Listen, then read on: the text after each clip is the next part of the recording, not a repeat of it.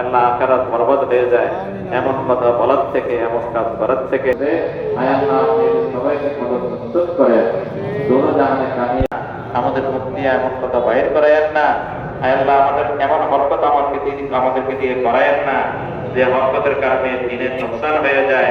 রাফরি করে আল্লাহ আপনি আমাদের বিপদের নোকসান হয়ে যায়, আল্লাহ উম্মতের নোকসান হয়ে যায়, আপনি নারাজ হয়ে যায়, আমাদের আখিরাত বড় কারণে সন্তানদেরকে পেরেশান করিয়েন না, সন্তানদের কারণে মা বাপকে পেরেশান আমাদের চিনেন আপনি এলাকা থেকে আপনার